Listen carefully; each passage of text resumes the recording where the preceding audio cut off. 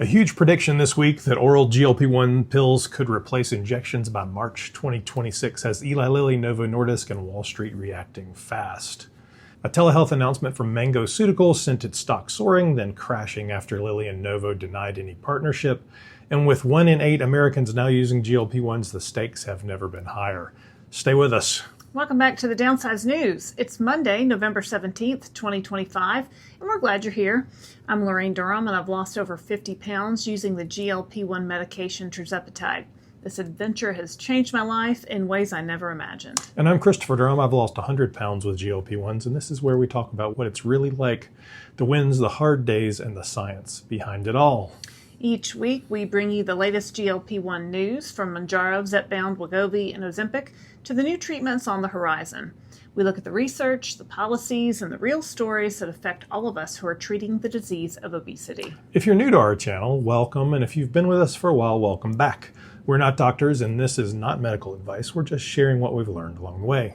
We post new videos every day to help you stay informed, encouraged, and supported. So if you haven't already, hit that like button and subscribe to The Downsized. You won't want to miss what's ahead. Before we jump in, you may have noticed we're in a different location. We're actually in Las Vegas at Caesar's Palace. We're doing a meetup with our viewers out there. Story number one, we want to be clear from the start, we're not a political channel. You know, I love to start that way, so be nice to each other, please. Our coverage of these developments is focused solely on what matters to patients, treating the disease of obesity, access, affordability, and real-world impact. In this story, the story that continues to unfold on the national stage. On Monday morning, Centers for Medicare and Medicaid Services Administrator Dr. Mehmet Oz said he expects oral GLP-1 weight loss pills to replace injections by March 2026, describing what he called a major turning point in obesity treatment. Speaking on Fox Business, Oz said, "We have pills coming out by March. We will have pills replacing the injections for these patients as well. That's at $150 a month. It's even cheaper." Oz also predicted that new pricing agreements could enable Americans to lose 135 million pounds over the next year. For context, that projection is mathematically realistic, but man, it sounds like a lot.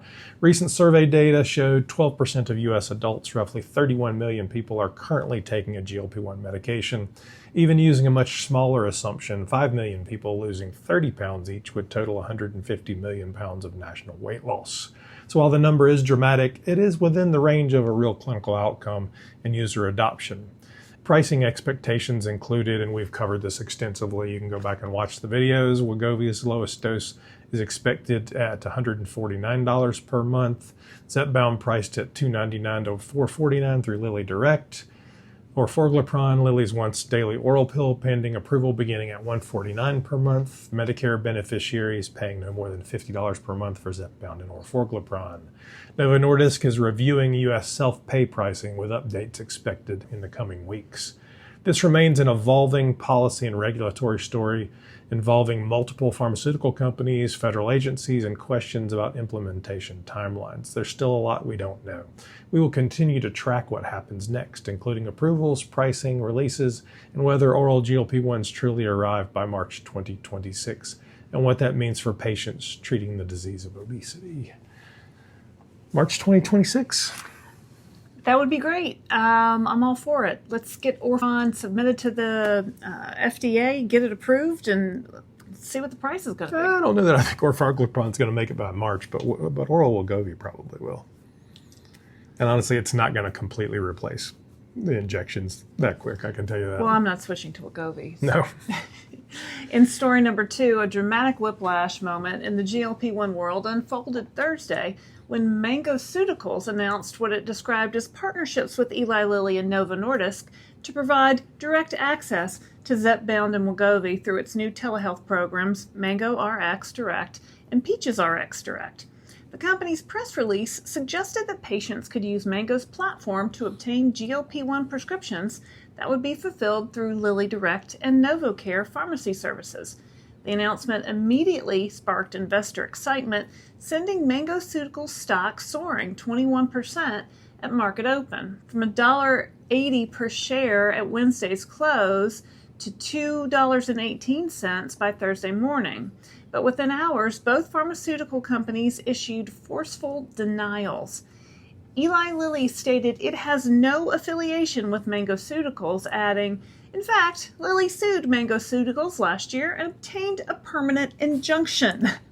Lilly clarified that while any licensed provider can prescribe Zepbound and submit valid prescriptions to Lilly Direct, including telehealth and clinicians, there is no partnership with any kind of Mangoceuticals. Novo Nordisk offered a similar response, telling Fierce Pharma, quote, "We do not have any agreement or partnership with this company.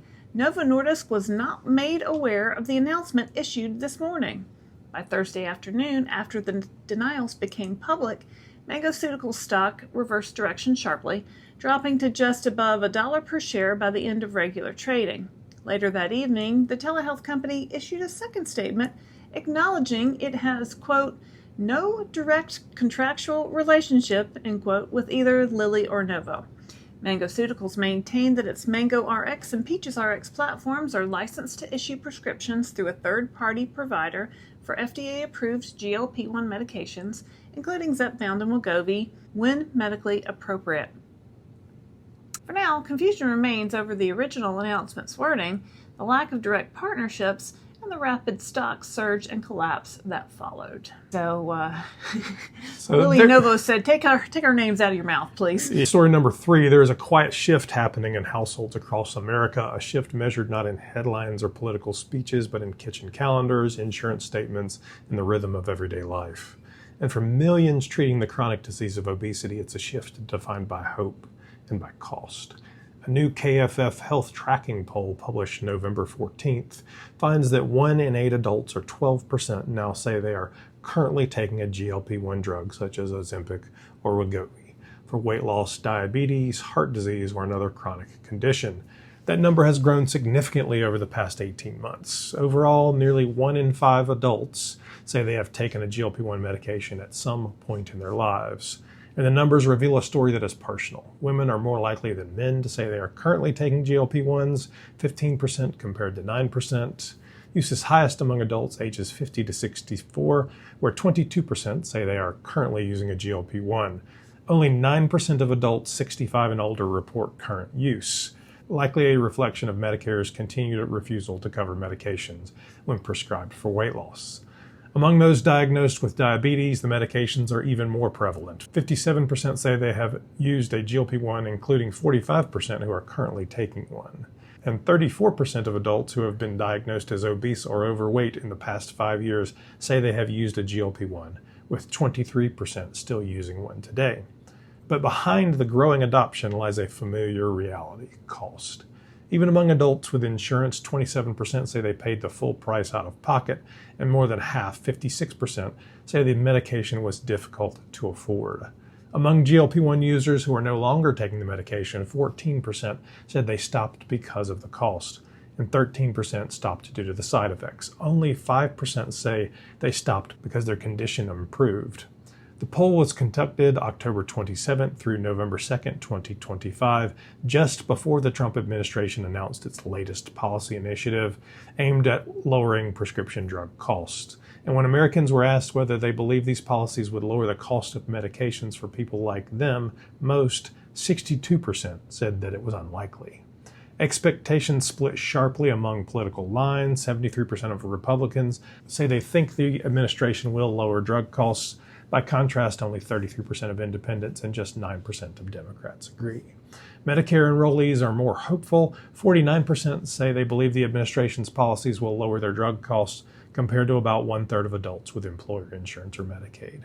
The poll also finds broader pressures. 26% of adults say they or someone in their household had difficulty paying for prescription medications in the last year, a challenge felt more often by uninsured individuals, Hispanic and Black adults, and families earning less than $40,000 a year. Most people who have taken GLP-1 drugs say they got them from their doctor, 76%, while 17% received them through an online provider and 9% from a medical spa. And interest continues to grow. Among adults who have never taken a GLP-1, 22% said they would be interested, including 43% of adults diagnosed as obese or overweight. For those treating the disease of obesity, these numbers tell a story that is more than statistical. Behind every percentage point are people weighing choices between health and affordability, between hope and uncertainty.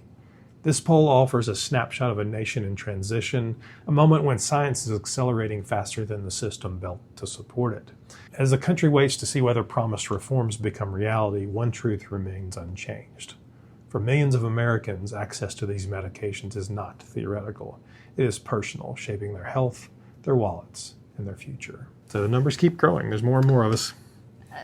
Affordability is basically the thing keeping people from these medications. Yeah.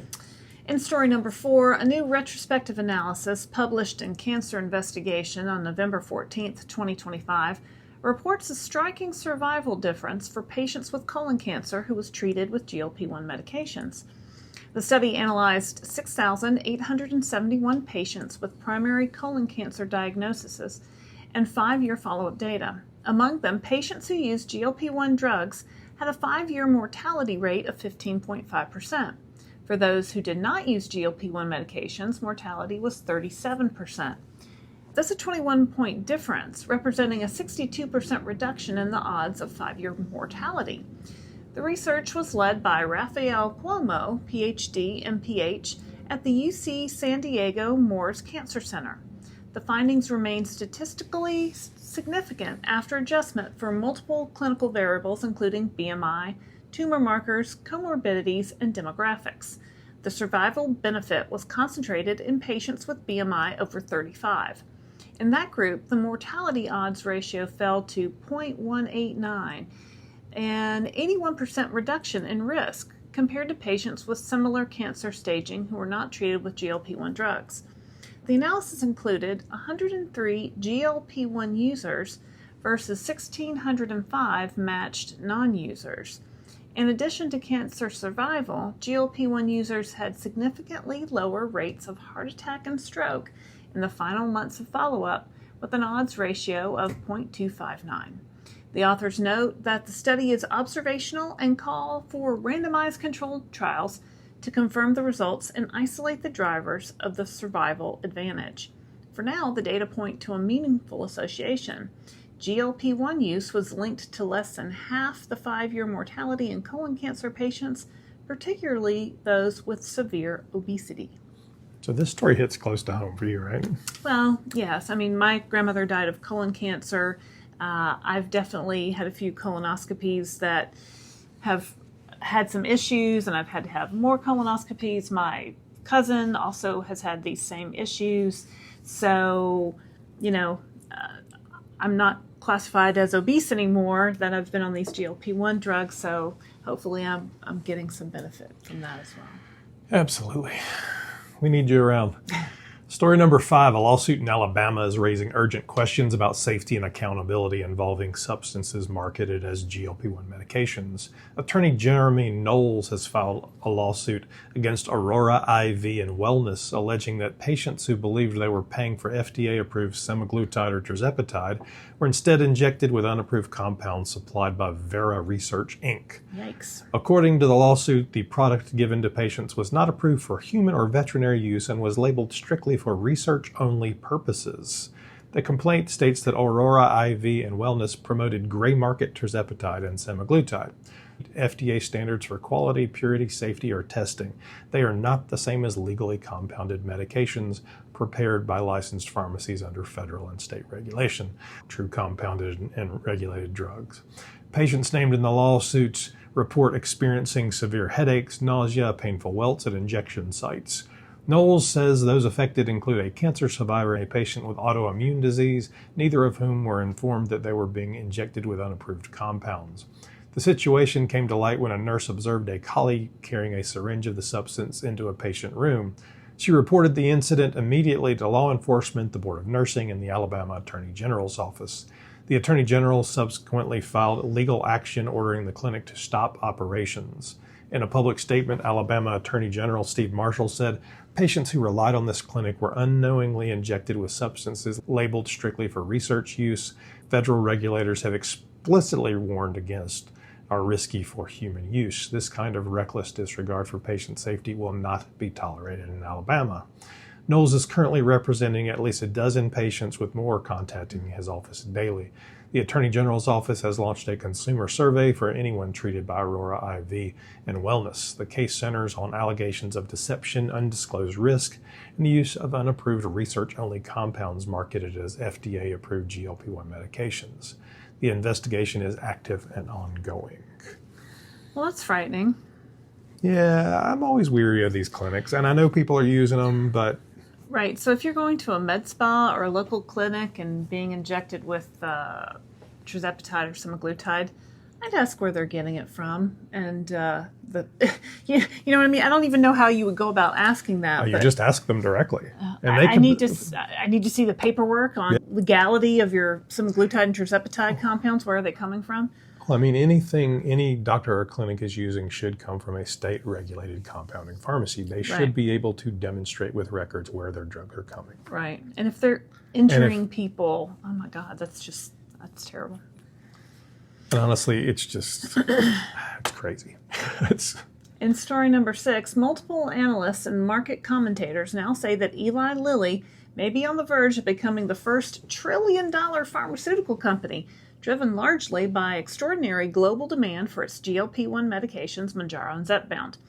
Among these voices is Jim Cramer, the longtime host of CNBC's Mad Money and a well-known financial analyst and former hedge fund manager, who recently said that Eli Lilly, quote, should soon top a $1 trillion stock market value. His comments come as other financial sources, including MarketWatch, Barron's, and Seeking Alpha analysts, highlight Lilly's rapid climb in market capitalization and unprecedented momentum. Just let me say, we are not giving stock or financial advice. We are not financial advisors. Please contact your financial advisor for more information on this. And for complete transparency, we own 4 shares of Eli Lilly.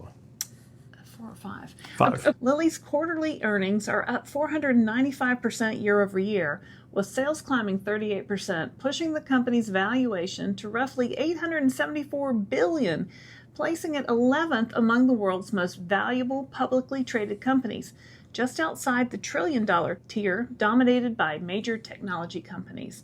But beyond investor discussions, the story has real-world implications for GLP-1 users treating the disease of obesity. This rapid financial growth reflects the scale of demand and helps explain why access, affordability, and supply stability remain front and center issues. For millions using Zepbound and Mounjaro, the central question isn't whether Lilly reaches a $1 trillion valuation.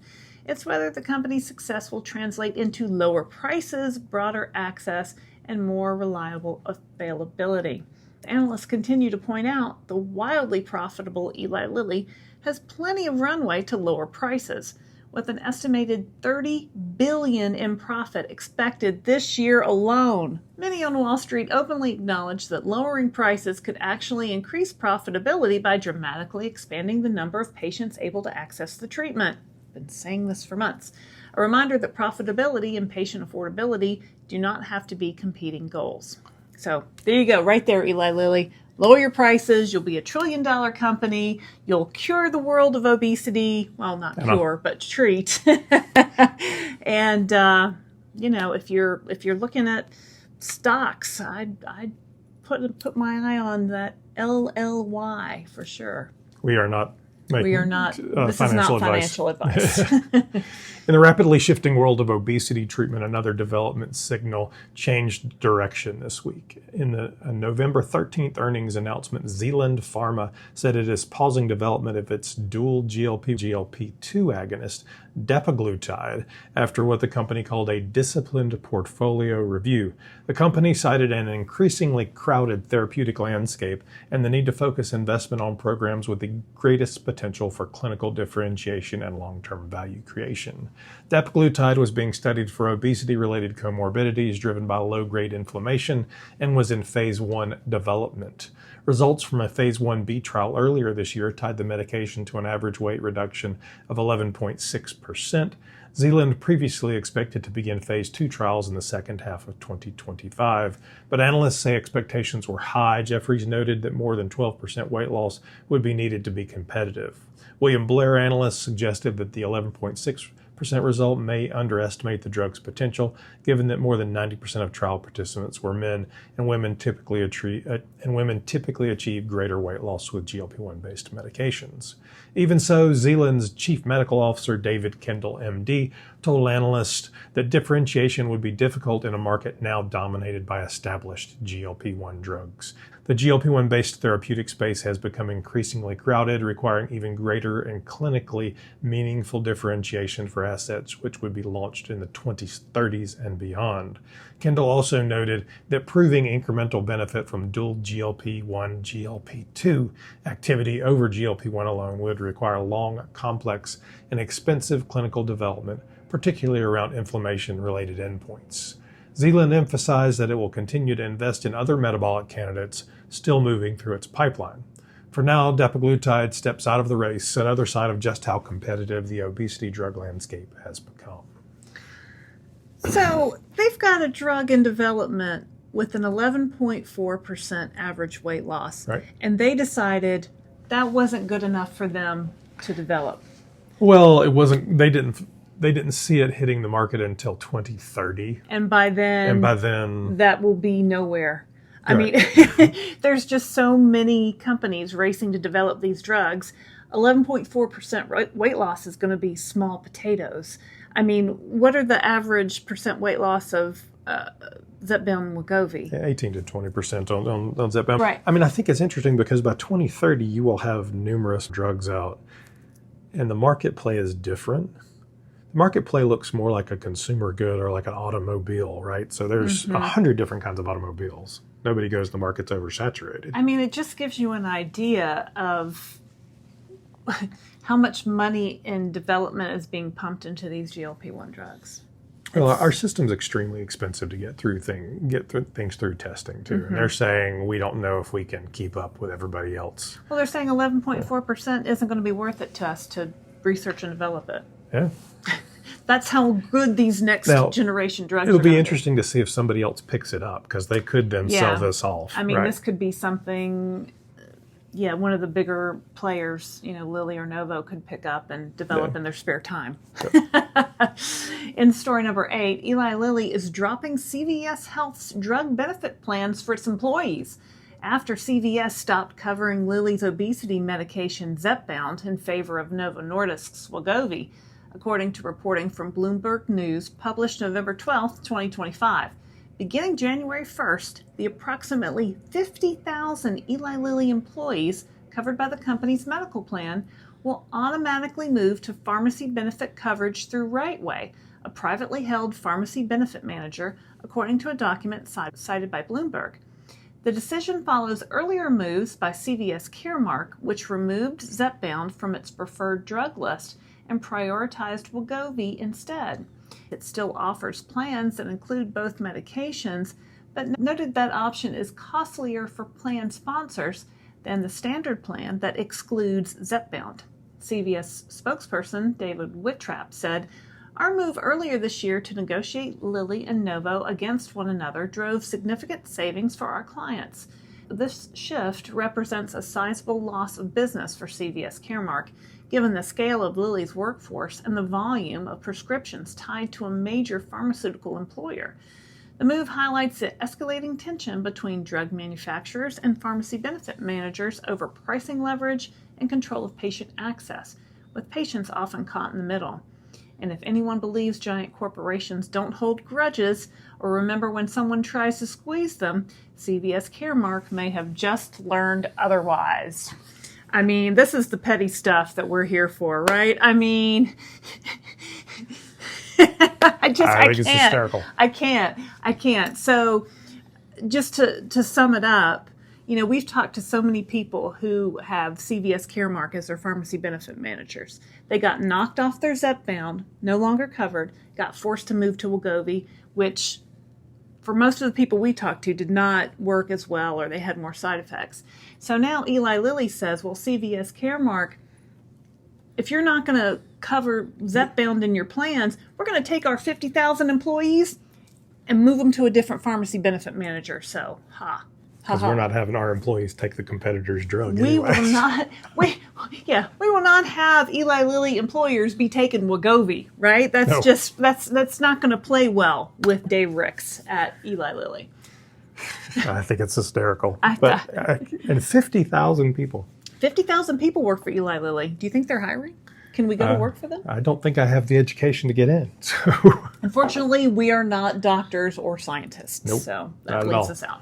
All right, that wraps up this edition of the Downsized News. This Tuesday, we are in Chicago. We'd love to meet you in person. Join us for the Downsized Meetup. It's completely free, and you can RSVP right now on thedownsized.org. Come say hello, meet the community, and be a part of this incredible adventure. And if you're looking for tools and ideas to help you on your GLP-1 adventure, head to our website, thedownsized.org. You'll find links to our GLP-1 Amazon store, our Downsized email list, and even details about our 2026 Downsized cruise. Make sure you hit like, subscribe, and turn on that notification bell so you don't miss what's next. We'll keep you up to date on the latest GLP-1 news, explain the science in plain English, and share what's really happening in our own adventure. Thanks for watching. I'm Laraine Durham. And I'm Christopher Durham, and we are The Downsized.